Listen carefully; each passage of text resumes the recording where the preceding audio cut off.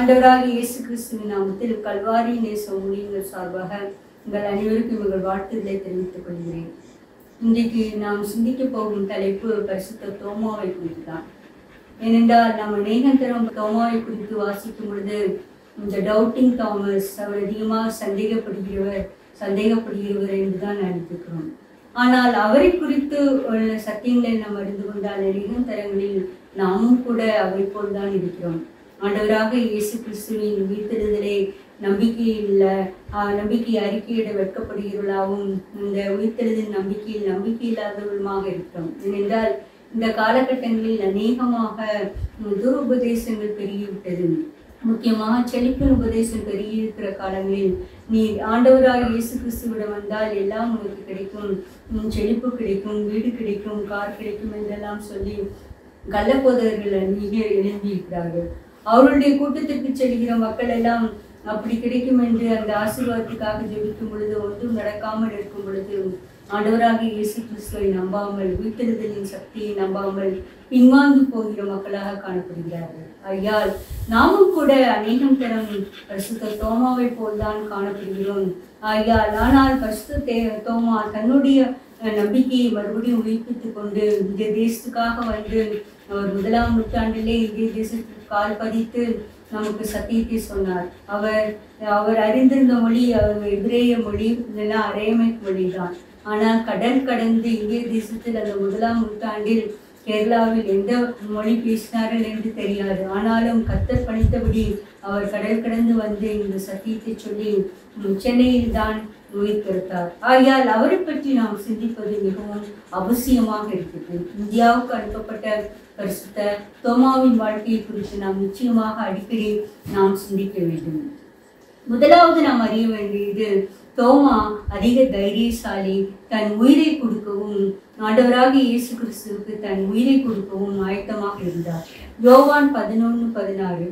அப்பொழுது திதிமு என்னப்பட்ட தோமா மற்ற சீஷர்களை நோக்கி, அவரோட கூட மரிக்கும்படி நாமும் போவோம் வாருங்கள் என்றார். பிரியமானவர்களே, இங்கு பரிசுத்த தோமா சொல்வது அவரோட கூட நாம் மரிக்கும்படி நாம் அவருடன் போவோம். இது எந்த காலகட்டத்தில் என்றால் யூதேயா தேசத்தில் ஆண்டவராக இயேசு கிறிஸ்து தன்னை பற்றி உள்ள ஒரு உண்மையான காரியங்களை விளக்கி கொண்டே இருக்கிறார். நானும் பிதாவும் ஒன்று என்று அநேக காரியங்களை சொன்னார். அது உண்மைதான். ஆனாலும் அந்த யூத மக்கள் அதை அறிந்த பொழுது பிதாவுக்கு நிகராக இவர் தன்னை இணைத்துக் கொள்கிறார், இவர் ஒரு மனித பிறவிதானே என்றெல்லாம் சந்தேகித்து அவர் மேல் கல்லுகளை எறியும்படி கல்லுகளை எடுத்துக் கொண்டிருந்தார்கள். ஆகையால் கண்டிப்பாக அந்த இடத்தை விட்டு அவர்கள் வர வேண்டியதாகிவிட்டது. இப்பொழுது அந்த பெத்தானியா கிராமத்தில் லாசரு மரித்து போனான் என்று செய்தி வந்த பொழுது பின்னும் 2-3 நாள் தங்கிவிட்டு இப்பொழுது நாம் பெத்தானியா தேசத்திற்கு போகலாம், இந்த கிராமத்துக்கு போகலாம் என்று ஆண்டவராக இயேசு கிறிஸ்து விரும்பினார். அப்பொழுது மற்ற சீஷர்களால், இப்பொழுதுதானே யூதர்கள் உண்மை கல்லறிய போனார்கள், நீங்கள் ஏன் மறுபடியும் அதே பெத்தானியா கிராமத்துக்கு போகிறீர்கள் என்று கேட்டார்கள். ஆனாலும் அவர் அங்கு மரித்த லாசருவை உயிர்த்தெழும்ப வேண்டியது அவசியமாக இருந்தது. அதனால் ஆண்டவராக இயேசு கிறிஸ்து சொல்லவிருந்தால், பகலுக்கு 12 மணி நேரம் இல்லையா, ஆகையால் ஒரு நாளில் செய்ததை அதையே மறுபடியும் செய்வார்கள் என்று எண்ண நிச்சயம், வாருங்கள் நாமும் போலாம் என்று சொன்னது. அப்பொழுதுதான் திதிமு எனப்பட்ட தோமா மற்றவர்களை நோக்கி, வாருங்கள் நாமும் அவரோட கூட சேர்ந்து மரிக்க செல்லலாம் என்று யூதேயாவுக்கு வந்தார்கள். பிரியமானவர்களே, இங்கு பரிசுத்த தோமா தன் உயிரை கூட ஆண்டவராக இயேசு கிறிஸ்துவுக்கு கொடுப்பதற்கு ஆயத்தமாக இருந்தார். அதிக தைரியசாலியாக இருந்தார். ஆண்டவரோடு இணைந்து செயல்படும் பொழுது ஆண்டவருக்காக எதையும் சாதிக்க வேண்டும், தன் உயிரை கூட துச்சமாக எண்ணுவராக இருந்தார். பரிசுத்த அப்போஸ்தலனாகிய பவுலை போல இவரும் தன் உயிரை துச்சமாக எண்ணவே இல்லை. ஆகையால் அவரோடு கூட மரிக்கும்படி நாமும் கூட செல்லலாம் என்ற எண்ணம் தான் இங்கு அவரை இந்தியாவுக்கு அனுப்பிட்டு, இந்தியாவில் கூட அவர் உபதேசத்தை கேட்டு அநேகர் மனம் திரும்பினார்கள். ஆனாலும் சிலர் அவரை ஈட்டியால் குத்தி கொண்டு போய்த்து விட்டார்கள். இன்றும் அவருடைய கல்லறை நம்மிடத்தில் இருக்கிறது. அதன் சென்ட் தாமஸ் மவுண்ட் என்ற இடத்தில். ஆகையால் இதை கேட்டுக்கொண்டிருக்கிற பிரியமானவர்களே, நாமும் கூட ஆண்டவராக இயேசு கிறிஸ்துவுக்கு எதையாவது சாதிக்க வேண்டும் என்று பரிசுத்த தோமாவை போல உறுதியான பற்றுறுதி கொண்ட மக்களாக நாம் காணப்பட வேண்டும். ஏனோதானம் என்று அவரை பின்பற்றுகிற மக்களாக அல்ல, எனக்கானம் என்று அவரிடமிருந்து ஏதாவது கிடைக்கும் என்ற நம்பிக்கைக்காக அல்ல, ஆனால் அவரோடு கூட நாம் மரிக்கவும் ஆயத்தமாக இருக்கிறோம் என்ற உறுதியான நம்பிக்கையையும் பரிசுத்த தோமா கொண்டிருந்தது போல நாமும் கொண்டிருக்க வேண்டும். அப்பொழுதுதான் தேவன் நம்முடைய நம்பிக்கையை கனப்படுத்துகிற தேவனாக இருக்கிறார். இதை கேட்டுக்கொண்டிருக்கிறவர்களே, எவ்வளவு பேர் நமக்குள் அந்த ஒரு ஆழமான விசுவாசம், ஆழமான அன்பு ஆண்டவராகிய இயேசு கிறிஸ்துவ மேல் இருக்கிறது? அவரோடு கூட நாம் மரிக்கவும் ஆயத்தமாக இருக்கிறோமா என்று நாம் சிந்திப்போம். இரண்டாவதாக, நாம் ஆண்டவராக இயேசு கிறிஸ்துவின் வாயிலிருந்து நானே வழியும் சத்தியமும் ஜீவனுமா இருக்கிற இந்த வார்த்தையை வர வைத்தது பரிசுத்த தோமா தான். ஆண்டவராக இயேசு கிறிஸ்து தன்னை குறித்து எத்தனையோ காரியங்களை சொல்லிக்கொண்டே இருந்தார். ஆனாலும் மற்ற மக்கள் அதிகமாக அதை புரியாதவர்கள் போல் தான் இருந்தார்கள். புரியவே இல்லை. என்றால் அவர் ஒரு முறை சாதாரண மனிதரை போல நம்மோடு கூட உறவாடுகிறவராக இருந்தார். அடுத்த முறம் ஆழமான காரியங்களை தேவனுக்கும் அவருக்கும் உள்ள உறவு கொடுத்து ஆழமான காரியங்களை பேசுகிறவராக இருந்தார். பிற்பாடு பாடுகளை பற்றி சொல்லுகிற மக்களாக இருந்தார். அநேக மக்கள் சொல்லுகிறார்கள் இது கடினமான உபதேசம் என்று கூட பின்வாங்கி போனார்கள். ஆனால் நமக்கு அந்த ஒரு வார்த்தையை வாங்கி தந்தவர் பரிசுத்த தோமா தான். யோவான் 14:5 அதிகாரத்தில் இயேசு கிறிஸ்து இங்கே சொல்லுகிறார், என் பிதாவின் வீட்டில் அநேக வாசஸ்தலங்கள் உண்டு, நானும் போய் உங்களுக்காக ஒரு வாசஸ்தலத்தை ஏற்படுத்துவேன், பிற்பாடு நீங்கள் என்னுடன் கூட வந்து அங்கே இருக்கலாம் என்று. இங்கு அவர்களுக்கு ஒன்றுமே புரியவில்லை. பிதாவின் வீடு என்று சொல்கிறாரே, எப்படி செல்வது, அதற்கு வழி என்ன என்றெல்லாம் அவர் ஒண்ணுமே சொல்லவே இல்லையே என்று கேட்டுக்கொண்டே இருக்கிற பொழுது தோமா அவரை நோக்கி இவ்வாறு கூறுகிறார். யோவான் 14:5 தோமா அவரை நோக்கி, ஆண்டவரே, நீ போகிற இடத்தை அறியோமே, வழியை நாங்கள் எப்படி அறிவோம் என்றான். அதற்கு இயேசு, நானே வழியும் சத்தியமும் ஜீவனுமா இருக்கிறேன், என்னை அல்லாமல் ஒருவனும் பிதாவினிடத்தில் வரான். பிரியமானவர்களே, இதுதான் ஒரு முக்கியமான சத்தியம். ஆண்டவராகிய இயேசு கிறிஸ்துவை தவிர ஒருவரும் பிதாவினிடத்தில் சேரவே முடியாது. அவர்தான் வழியும் சத்தியமும் ஜீவனுமாக இருக்கிறார். இந்த ஒரு வார்த்தையை ஆண்டவராக இயேசு கிறிஸ்துவின் வாயிலிருந்து புறப்பட செய்தது பரிசுத்த தோமாவின் ஒரு கொஸ்டின் தான். ஆண்டவரே, நாம் வழியை அறியோமே, பிற்பாடு எப்படி நாங்கள் இடத்தில் வர வேண்டும் என்று. நாம் ஆண்டவராக இயேசு கிறிஸ்துவின் கொள்கைகளை, சத்தியங்களை நாம் பின்பற்றும் பொழுது அவரே வழியாக இருக்கிறார். இன்று அநேகர் ஆண்டவராக இயேசு கிறிஸ்துவை தள்ளிவிட்டு பரிசுத்த ஆவியானவரின் உதவியோடு நாம் பிதாவின் சமூகத்தை சென்றடையலாம், ஆண்டவராக இயேசு கிறிஸ்துவின் பாடுகளை அவ்வளவா சிந்திக்க வேண்டாம், ஜெகோவா விட்னஸ் என்பவர்கள் எல்லாம் இயேசு கிறிஸ்துவை பற்றி சிந்திப்பதே கிடையாது, பிதாவுக்கு போகிற வழி இந்த பழைய ஏற்பாட்டின் சத்தியங்கள் என்று அவர்கள் அதிகமாக இயேசு கிறிஸ்துவை ஒதுக்குகிறார்கள். ஆனால் இங்கு திட்டமும் தெளிவுமாக பரிசுத்த தோமாவின் மூலம் ஆண்டவர் தன்னை வெளிப்படுத்துகிறார். நானே வழியும் சத்தியமும் ஜீவனுமாக இருக்கிறேன், என்னை அல்லாமல் ஒருவனும் பிதாவினிடத்தில் வரான். பிரியமானவர்கள், நாம் எவ்வளவு பெரிய சத்தியங்களை கேட்டாலும் ஆண்டவராகி இயேசு கிறிஸ்து தான் நமக்கு மூளைக்கல். அவர்தான் சியோனில் வைக்கப்பட்ட அஸ்திபாரமான மூளைக்கல். அவரை அல்லாமல், அவரை தவிர்த்து எத்தனை பெரிய உபதேசங்கள் கேட்டாலும் நமக்கு ஒன்றும் பிரயோஜனப்படாது. எத்தனை பிரசங்கிமார்கள் எவ்வளவு ஆழமாக ஆண்டவராக இயேசு கிறிஸ்துவின் சத்தியத்தை பற்றி உரைக்கிறார்களோ அவர்கள்தான் உண்மையான பிரசங்கிமார்கள். ஆகையால் அந்த சத்தியத்தை நாம் கேட்பதற்கு ஆவலுள்ள மக்களாக இருக்க வேண்டும். அவ்வளோ பேர் பலவிதமான காரியங்களை பிரசங்கித்தாலும் ஆண்டவராகி இயேசு கிறிஸ்துவை பற்றி அந்த சத்தியத்தில் சொல்லுகிறார்களா, அவரை பற்றி ஒரு கருத்தை சொல்லுகிறார்களா என்று நாம் ஆழமாக கவனித்து சிந்திக்க வேண்டிய ஒன்று. ஏனென்றால் பரிசுத்த தோமாவின் மூலம் ஆண்டவராக இயேசு கிறிஸ்து தன்னை பற்றி ஒரு வெளிப்படுத்தின ஒரு முக்கியமான சத்தியம், நானே வழியும் சத்தியமும் ஜீவனுமாக இருக்கிறேன். பிரியமானவர்களே, நாம் இன்று முதல் ஆண்டவரே, நீதான் என் வழி, நீதான் என் சத்தியம், நீதான் என் ஜீவன் என்று சொல்லி நாம் ஜெபிக்க வேண்டும். பரிசுத்த தோமாவுக்கு வெளிப்படுத்துவது போல, ஆண்டவரே, என்னையும் உம்முடைய வழி எது என்று எனக்கு வெளிப்படுத்தும், நான் நடக்கும் வழியை நீர் காண்பிக்க வேண்டும் என்று நாம் ஜெபிக்க வேண்டும். ஆண்டவரே, சத்தியத்தின் பாதையில் என்னை நடத்த வேண்டும் என்று ஜெபிக்க வேண்டும். அப்பொழுதுதான் உலக பிரகாரமா இருக்கிற ஏராளமான உபதாசங்கள்லாம் நாம் அலைசடிப்பட்டு போகாதபடி உண்மையான சத்தியத்தை நடப்பதற்கு தேவன் நமக்கு கிருபை செய்வார். மேலும் அவர் ஜீவன், அவருக்குள் அந்த ஜீவன் நமக்குள் வரும் பொழுது மட்டும்தான் நாமும் கூட உயிர்த்தெழுதலின் நம்பிக்கை உள்ளவர்களாக இருப்போம். ஆகையால் இதை கேட்டுக்கொண்டிருக்கிற பிரியமானவர்களே, நம்முடைய வாழ்க்கையில் ஆண்டவராக இயேசு கிறிஸ்து வழியும் சத்தியமும் ஜீவனுமாக இருக்கிறாரா என்று சிந்திக்க கடமைப்பட்டது. ஆண்டவராக இயேசு கிறிஸ்துவின் பரிசுத்த தோமாவின் வாழ்க்கையில் ஆண்டவராக இயேசு கிறிஸ்து ஜீவனும் வழியும் சத்தியமுமாக இருந்தார். அவரே வழி. அதனால்தான் அவர் சென்ற வழியில் நடப்பதற்கு ஆயத்தமாக கடல் கடந்து இந்திய தேசத்துக்கு வந்தார். அவரை குறித்து சத்தியத்தை நம்முடைய இந்திய தேசத்தில் கேரளாவில் சொன்னார். அவருக்காக ஜீவனை விட்டார். அதுதான் கருத்து. நானே வழியும் சத்தியமும் ஜீவனுமா இருக்கிறேன், என்னை அன்றி ஒருவனும் பிதாவிடத்தில் வரான். நம் ஆண்டவராக இயேசு கிறிஸ்துவை கொண்டுதான் நான் பிதாவின் ராஜ்யத்தை பிரவேசிக்கும் பொழுது அவர் நமக்காக ஏற்படுத்தின ஒரு ராஜ்யத்தில் நாமுக்கும் ஒரு ஸ்லாக்கியம் கிடைக்கும். தேவன் அதற்கு கிருபை செய்வாராக. அடுத்ததாக, இவ்வளவு அசைக்க முடியாத நம்பிக்கை கொண்டிருந்த தோமாவும் கூட அவர் ஆண்டவராக இயேசு கிறிஸ்துவின் சிலுவை மரணத்தை கண்டு சற்று ஆடி போய்விட்டார். உயிர்த்தெழுந்த பொழுதும் அதை குறித்து நாம் கேள்விப்பட்ட பொழுதும் அவரால் மனம் முடிந்து போய், என்ன இப்படி ஆகிவிட்டதே, ஆண்டவராக இயேசு கிறிஸ்துவை ஏன் சிலுவை மரத்தில் கொண்டு போட்டார்கள் என்றெல்லாம் புரியாத மகனாக இருந்தார். யோவான் 20:24 இயேசு வந்திருந்த போது 12 ஒருவனாகிய திதிமு எனப்பட்ட தோமா என்பவன் அவர்களுடனே இருக்கவில்லை. மற்ற சீஷர்கள் கர்த்தரை கண்டோம் என்று அவனுடனே சொன்னார்கள். அதற்கு அவன், அவருடைய கைகளில் ஆணிகளில் உண்டான காயத்தை நான் கண்டு அந்த காயத்திலே என் விரலை இட்டு என் கையை அவருடைய விழாவிலே போட்டால் ஒழிய விசுவாசிக்க மாட்டேன் என்றான். பிரியமானவர்களே, இப்போ எவ்வளவு அவிசுவாசம் பாருங்கள். ஆனால் அவர் ஆண்டவராக இயேசு கிறிஸ்துவின் சிலுவை மரணத்தை தரிசித்தவராக முற்றிலுமாக நின்று, தூரத்திலாவது நின்று அதை தரிசித்த மகனாக தான் இருந்தார். என்னால் சொல்கிறார், நான் விரலை அவருடைய ஆடிகளில் உண்டான காயத்தில் நான் போட வேண்டும், என்னுடைய கையை அவர் விழாவில் போட வேண்டும். அப்படி இருந்தால் விழாவில் எத்துணை ஆழமான காயம் பாருங்கள். ஒரு மனிதனுடைய ஒரு ஆண்மகனின் கையை முழுவதுமாக அந்த விழாவின் காயத்தில் போட வேண்டும் என்றால் எத்தனை பெரிய காயம் நம் ஆண்டவராக இயேசு கிறிஸ்துவின் விழாவில் இருந்தது.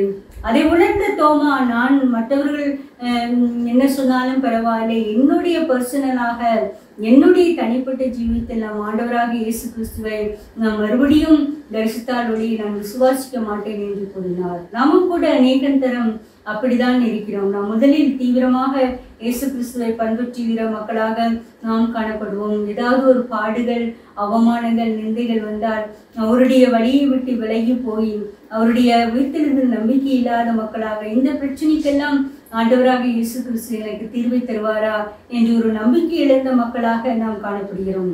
அந்த தருணத்திலெல்லாம் நாம் நினைப்பது, ஆண்டவராக இயேசு கிறிஸ்துவின் பிரத்யட்சண தரிசனம் நமக்கு தேவை, அதை அவருடைய நாம் தொட்டு பார்த்துதான் நான் அவரை அறிந்து கொள்ள வேண்டும் என்று ஒரு குருடனை போல இருக்கிறோம். இங்கு தோமா அவருடைய சத்தியத்தை நம்பிக்கை இல்லாத மக்களாக கண் சொருகி போன ஒரு குருடனாக காணப்படுகிறார்.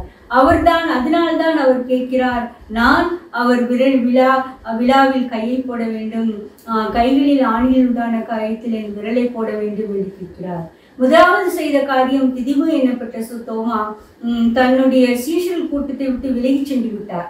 எல்லாம் முடிந்தது, இவர்கள் ஏதோ உயிர்த்தெழுந்து விட்டார் என்று சொல்கிறார்கள், என்னால் நம்ப முடியவில்லை என்றெல்லாம் பழைய சத்தியம் எல்லாம் அவர்களுக்கு மறைக்கப்பட்டு விட்டது. ஆகையால் அவர் அந்த சீஷர்களோடு கூட்டத்தோடு இல்லாதபடியினால் அவரை தரிசிக்க முடியவில்லை.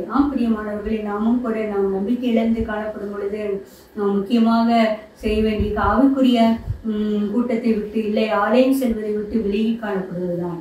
எந்த தருணத்தினாவது நாம் ஆலயத்துக்கு செல்ல விருப்பமில்லாதவர்களாக இருந்தால் நாம் திதிமு எனப்பட்ட தோமாவின் நிலையில் தான் இருக்கிறோம் என்று நினைத்து கொள்ளலாம். ஏனென்றால் அப்படி இருக்கும் பொழுது நாம் எந்த சத்தியத்தையும் கேட்க மனமற்றவர்களாக, ஆண்டவராக இயேசு கிறிஸ்துவின் மேல் விசுவாசம் உள்ளவர்களாக காணப்படுவோம். ஐயா, நாம் நம்முடைய விசுவாசத்தை கூட்டிக்கொள்ள வேண்டும் என்றால் எந்த தருணத்திலும் மற்றவருடைய ஐக்கியத்தை நாம் விட்டுவிடவே கூடாது. இந்த அங்கு எப்படிப்பட்ட உபதேசம் பிரசங்கிக்கிறார்கள் என்று காரியமில்லை.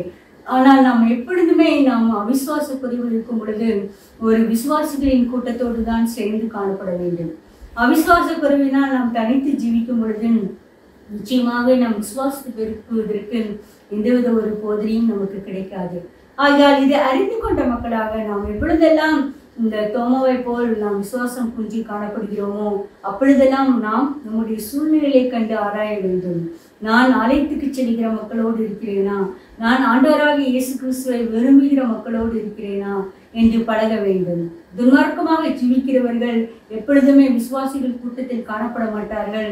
அவர்கள் தனிப்பட்டு தனக்கென்று ஒரு ஐக்கியத்தை வைத்துக் கொள்வார்கள். ஆகையால் நாம் எந்த ஐக்கியத்தில் இருக்கிறோம் என்று நாம் சிந்திக்க கடமைப்பட்டுள்ளோம். நாம் விசுவாசிகளின் கூட்டத்தில் ஆத்மாத்மாக ஆண்டவராக இயேசு கிறிஸ்துவை தியானிக்கிற மக்களோடு இருந்தால் நிச்சயமும் அவர் முதலாவது தரை தரிசனம் அடையும் பொழுது நமக்கும் தரிசனம் கிடைக்கும். நாம் எந்த விதத்திலும் ஆண்டவரை மனக்லேசப்படுத்தும்படி வருத்தப்படும்படி எந்த அவிசுவாச வார்த்தைகளையும் கூற மாட்டோம். தேவன் அதற்கு கிருபை செய்வாராக. இப்படி இருந்தும் ஆண்டவராக இயேசு கிறிஸ்து பரிசுத்த தோமா அவர் தன்னுடைய உண்மையான சீஷனாக இருந்தபடியினால், அவருக்கென்று ஒரு காரியத்தை திட்டத்தை தேவன் வைத்திருந்தபடியினால் பரிசுத்த தோமாவின் அந்த ஒரு காரியம் நீங்கும்படி அவர் மறுபடியும் தம்மை வெளிப்படுத்துகிறார். நீங்கள் பார்த்தீர்கள் யோவான் 20:26. மறுபடியும் 8 நாளைக்கு பின்பு அவருடைய சீஷர்கள் வீட்டுக்குள்ளே இருந்தார்கள். தோமாவும் அவளுடனே கூட இருந்தான். கதவுகள் பூட்டப்பட்டிருந்தது. அப்பொழுது இயேசு வந்து நடுவே நின்று உங்களுக்கு சமாதானம் என்றார். பிரியமானவர்களே, இங்கு சமாதானம் என்று ஆண்டவர் கூறுகிறார். மறுபடியும் 8 நாளைக்கு பின்பு பரிசுத்த தோமா அந்த சீஷர்கள் கூட்டத்தில் இருந்தார். இப்பொழுது தோமா அந்த சீஷர்களை கூட்டத்தை குறித்து விலக மனதே இல்லை. அவள் மனம் அதிகமாக குத்தப்பட்டிருந்தது.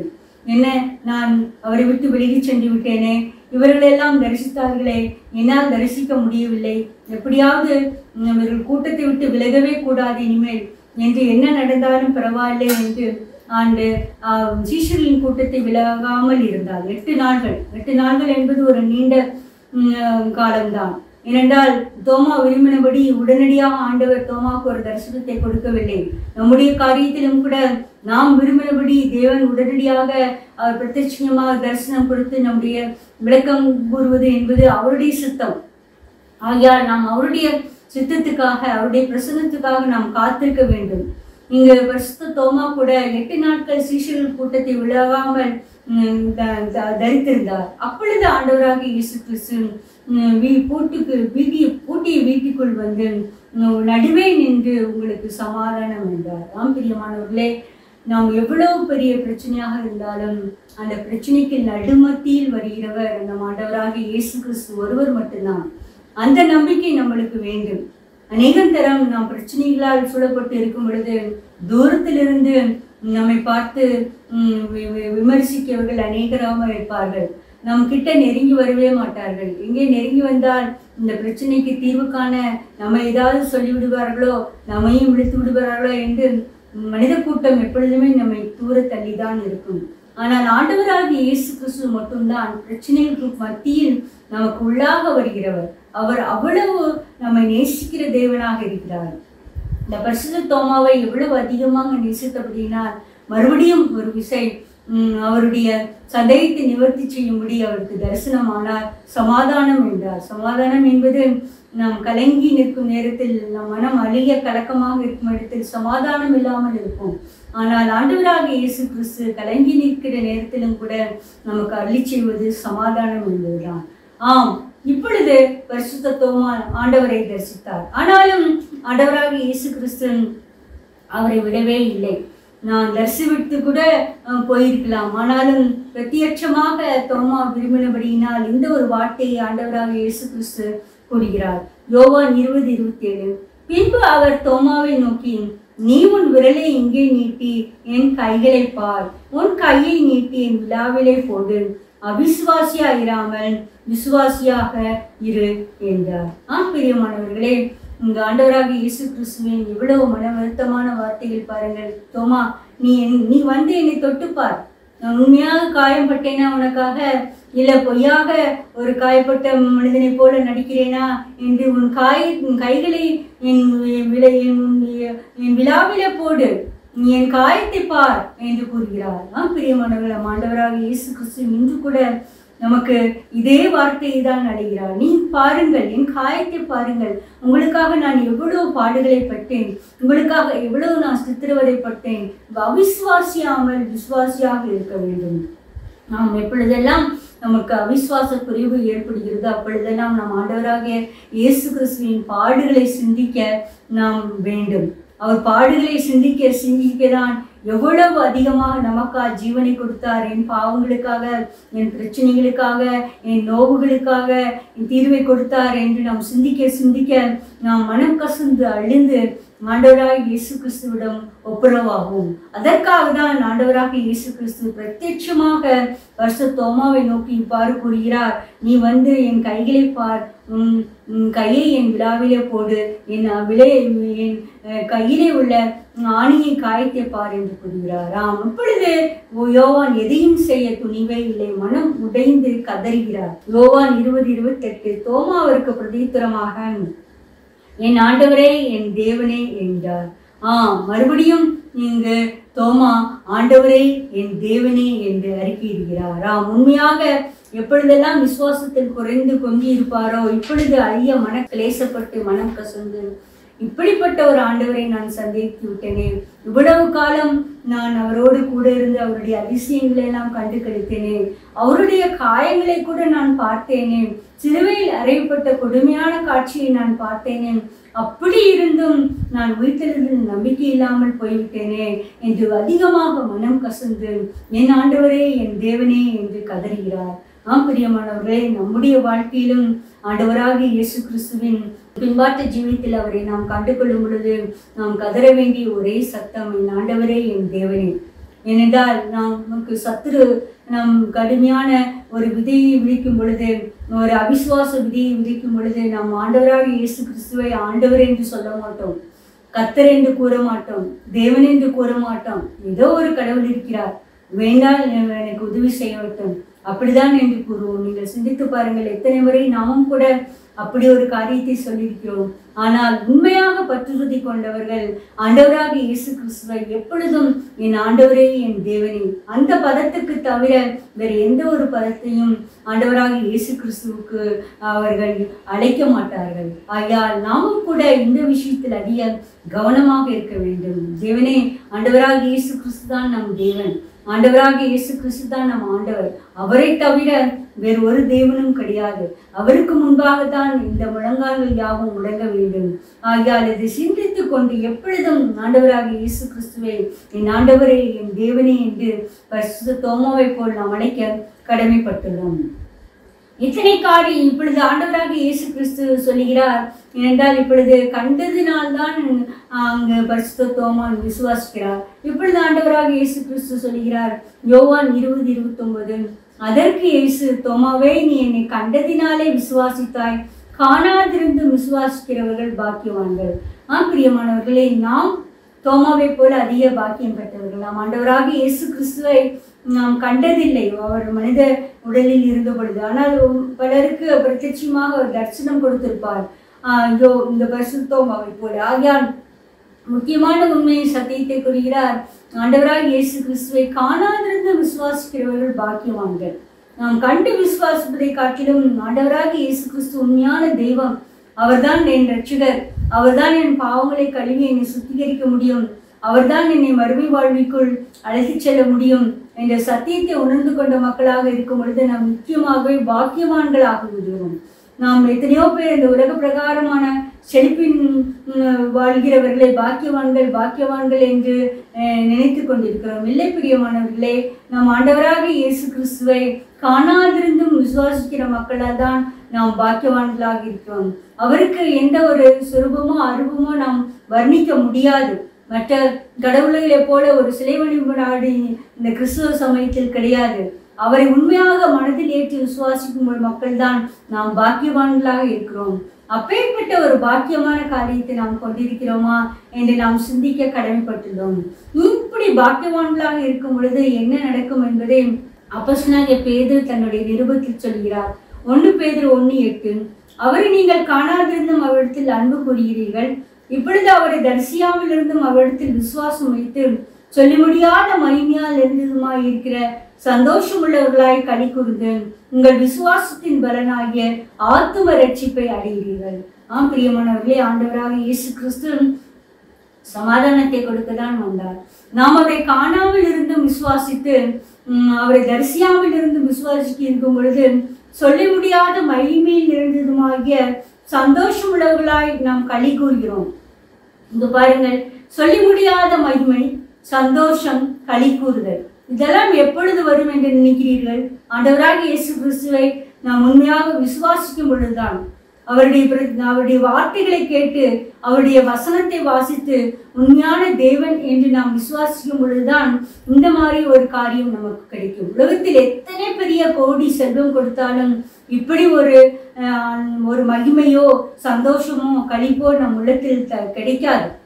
நீங்கள் எத்தனை பெரிய பெரிய ரிச் பர்சன்ஸை நீங்கள் எடுத்து பார்த்தால் கூட நீங்கள் பார்க்கலாம், அவருடைய வாழ்க்கையில் என்ன நினைத்தாலும் கிடைத்துவிடும். ஒரு கண் சுட்டினால் போதும் தாங்கள் நினைத்ததை அடைந்து விடுவார்கள். ஆனால் அவர்கள் உண்மையான மகிழ்ச்சி, சந்தோஷம், களிப்பு இருக்கிறவர்களாக காணப்படுகிறார்களா என்று நீங்கள் ஆராய்ந்து பார்த்தால் அது சற்று கடினம்தான். யாருமே அடைய முடியாது. ஆண்டவராகிய இயேசு கிறிஸ்துவை நாம் காணாதிருந்தும் தரிசித்து அவருடைய காணாதிருந்தும் விசுவாசிக்கிற மக்களாக தான் நாம் காணப்படுகிறோம். விசுவாசின் பலனாகிய ஆத்தும ரட்சிப்பை அடைகிற மக்களாக நாம் காணப்படுகிறோம். ஆகையால் இந்த ஆத்தும ரட்சிப்பின் பணியை நாம் கண்டிப்பாக விட்டுவிடவே கூடாது. ஆகையால் இதை கேட்டுக்கொண்டிருக்கிற பிரியமானவர்களை நாம் சிந்திப்போம். தோமாவின் வாழ்க்கையில் நடந்தது போல எல்லா காரியங்களும் நம் வாழ்க்கையில் நடந்தாலும் கூட அவரை விட்டு விலகாத ஒரு காரியம் நமக்குள் இருக்கிறதா? இவ்வளவு காரியம் நடந்தும் கூட மறுபடியும் சற்று நேரத்தில் தோமா சற்று பின்மாற்றம் அடைகிறார். நீங்கள் யோவான் 21:2 அதிகாரத்தில் பார்த்தீர்கள் என்றால், சீமோன் பேதுருவும் திதுமு எனப்பட்ட தோமாவும் கலிலியா நாட்டிலுள்ள கானா ஊராகி நாத்தான்வேலும் செபதேவின் குமாரரும் அவருடைய சீஷரும் வேறு 2 பேரும் கூடியிருக்கும் போது சீமோன் பேதுரு மற்றவர்களை நோக்கி மீன் பிடிக்க போகிறேன் என்றான். அதற்கு அவர்கள் நாங்களும் உடனே கூட வருகிறோம் என்றார்கள். அவர்கள் புறப்பட்டு போய் உடனே படவேறினார்கள். அதை ராத்திரியில் அவர்கள் ஒன்றும் பிடிக்கவில்லையாம். இத்தனை பெரிய தரிசனம் வந்தும் கூட சற்று பின்மாற்றம் தான். ஏனென்றால் இன்னும் ஆண்டவராகிய இயேசு கிறிஸ்து இன்னும் அதிகமாக அவரோடு உலாவவில்லையே என்று. அவர்களோ எல்லாரும் மீன் பிடிக்க போகிறேன் என்று படை தொழிலுக்கு சொல்லும் பொழுது இந்த தோமாவின் தொழில் மீன் பிடிப்பது கிடையாது. ஆனாலும் ஏதோ மற்றவர்களோடு தொழில் செய்ய நாம் செல்லுவிடலாம் என்று சீமோன் பேதுரு அழைத்த பொழுது ஓடி போகிறார். நாம் விட்டு வந்த பழைய வாழ்க்கைக்கு ஒரு நாளும் செல்லக்கூடாது. அது ஒரு பின்மாற்றத்தின் ஜீவியம். அந்த பின்மாற்றத்தின் ஜீவியத்திற்குள் நாம் தள்ளப்பட்டு விடாதபடி அதிக எச்சரிக்கையாக இருக்க வேண்டும். நீதிமொழிகள் 14:14 பின்வாங்கும் விருதியும் உள்ளவன் தன் வழிகளேயும் நல்ல மனுஷனும் தன்னிலே தானும் திருப்தி அடைவான். நாம் நம்முடைய வழிகளை தெரிந்து கொண்டிருக்கிறோமா? ஆண்டவராக இயேசு கிறிஸ்துவின் வழியை தெரிந்து கொண்டிருக்கிறோமா என்று நாம் சிந்திக்க கடமைப்பட்டுள்ளோம். பிரசுத்த தோமா பின்வாங்கினது போல எந்த காலத்தில் நாம் பின்வாங்காதபடி மறுபடியும் அவர் தரிசனமாகி அனைவரும் அழைத்து கொண்டது போல தேவனுக்கு நாம் பயந்து ஜீவிக்க ஆண்டவர் கிருபை செய்வார்கள். கடைசியாக அப்போஸ்தலர் 1:13 பார்த்தீர்கள் என்றால், அந்த மேல் வீட்டு அறையில் எல்லாரும் தரித்திருந்தார்கள். 11 சீஷர்களும் தரித்தினார்கள். அப்பொழுது பரிசுத்த ஆவியானவர் ஊற்றப்பட்டார். இந்த பரிசுத்த ஆவியானவர் ஊற்றப்பட்ட பின்பு பரிசுத்த தோமாவின் வாழ்க்கையில் பின்மாற்றத்துக்கு இடமே இல்லை, பின்வாங்கி செல்லவே இல்லை. பிரியமானவர்கள், நாமும் கூட பரிசுத்த ஆவியானவரின் அபிஷேகம் பெற்றவர்களாக ஜீவிக்கும் பொழுது எந்த தருணத்திலும் எக்காலத்திலும் ஆண்டவராக இயேசு கிறிஸ்து விட்டு பின்வாங்கவே மாட்டோம். மரணமே வந்தாலும் பரவாயில்லை, அவரை மறுதளிக்கவே வேண்டாம். அவர் எந்த இடத்துக்கு சென்றாலும் தைரியமாக செல்வோம். அதைதான் பரிசுத்த தோமா செய்தார். கடல் கடந்து இங்கே தேசத்துக்கு வந்து நமக்கு சத்தியத்தை சொல்லி நாம் தமிழகத்தில் தான் அவர் புத்துண்டு சேர்த்தார். அத்தகைய ஒரு தைரியத்தை பரிசுத்த தோமா பெற்றுக்கொண்டார். அதே போல் நாமும் கூட பரிசுத்த ஆவியானவரின் அபிஷேகம் பெற்று ஆண்டவர் சொல்லுகிற இடத்திற்கு பணித்து அவருடைய சத்தியத்தை கூறுகிற மக்களாக நாம் காணப்படுவோமாக. ஜெபம். உங்களை நேசிக்கிறார் பிதாவே, பரிசுத்த தோமாவின் வாழ்க்கை குறித்து சற்று சிந்தித்தோம் கர்த்தாவே. ஆண்டவர் உமோடு கூட இருந்து உமக்காக உயிரையும் கொடுப்பேன் என்று சொன்னவர், நீரே வழியும் சத்தியும் ஜீவனும் என்ற ஒரு வார்த்தையும் வாயிலிருந்தும் பெறச் செய்தவர். ஆனால் நீர் உயிர்த்தெழுதலை நம்பாமல், உம்முடைய உயிர்த்தெழுதலை நம்பாமல் நடுவரை அதிக காரியங்களை சொன்னார் கர்த்தாவே. ஆனாலும் திருப்தியாக இழந்து உம்முடைய காயங்களை காட்டி அவரை ரட்சித்துக் கொண்டதாக சோத்திரம். எங்களுடைய வாழ்க்கையிலும் கூட ஆண்டவரே, நாங்கள் அவிசுவாசி குறைவுகளாக இருக்கும் பொழுது உடைய காயங்களை பார்த்து நாங்கள் உம்முடைய மீண்டு வர கிருபை செய்ய வேண்டும் என்று கெஞ்சுகிறோம் கர்த்தாவே. எப்பொழுதும் ஆண்டவராக இயேசு கிறிஸ்துவே ஆண்டவரே என் தேவனே என்று பரிசுத்த தோமாவை போல கூற எங்களுக்கு கிருபை செய்ய வேண்டும் என்று கெஞ்சுகிறோம். ஆண்டவரே, காலம் சற்று தாமதமானால் பழைய தொழிலுக்கே செல்லலாம் என்று நினைத்த பேதுருவோடு தோமாவும் கூட பின்மாற்ற ஜீவியத்தில் காணப்பட்டார். ஆனாலும் அவரை மறுபடியுமாக எல்லா சிஷ்யர்களையும் நீர் அழைத்து கொண்டு வந்த தயவுக்காகவும் கொடாவடி சோத்திரம். இதை கேட்டுக்கொண்டவர்கள் பின்மாற்றத்தில் இருந்தால் அவர்களை உம்முடைய சமூகத்தில் இழுத்துக் கொள்ள வேண்டும் என்று கெஞ்சினோம். கடைசியாக பரிசுத்த தோமா பரிசுத்த ஆவியானவர் அபிஷேகத்தை பெற்ற பொழுது அதிக சந்தோஷமும் தைரியமும் பெற்று ஆண்டவரை கடல் கலந்து எங்கள் இந்திய தேசத்துக்கு வந்து உண்மை பற்றிய சத்தியத்தை 1ஆம் நூற்றாண்டிலே பிரசங்கித்து சென்றார் கர்த்தாவே. அவர் உமக்காக உயிரை விட்டார் கர்த்தாவே. அதற்காக ஸ்தோத்திரம். அவருடைய வாழ்க்கையை நினைக்கும் பொழுது நாங்கள் உமக்கு நன்றி செலுத்துகிறோம் கர்த்தாவே. நீ பரிசுத்த தோமா இந்திய தேசத்துக்கு அனுப்பினதுக்காக நன்றி கர்த்தாவே. அவருடைய வாழ்க்கையின் மூலம் அநேக கிறிஸ்துவ விதையை எங்களுக்கு விதைத்த தயவுக்காக ஸ்தோத்திரம். இன்னும் ஏராளமான பேர் இன்னும் உண்மையை பற்றி அறியாதவர்களாக இருக்கிறார்கள். அவரை பற்றி சொல்வதற்காக நாங்களும் கூட பரிசுத்த தோமாவை போல எழுந்து புறப்பட்டு செல்ல எங்களுக்கு பரிசுத்த ஆவியானவர் அனுக்கிரக வேண்டும் என்று கெஞ்சுகிறோம். எல்லா துதி கனமை உமக்கு செலுத்துகிறோம். இரட்சகருமாய் இயேசு கிறிஸ்துவின் வேண்டிக் கொள்கிறோம் பிதாவே. ஆமென்.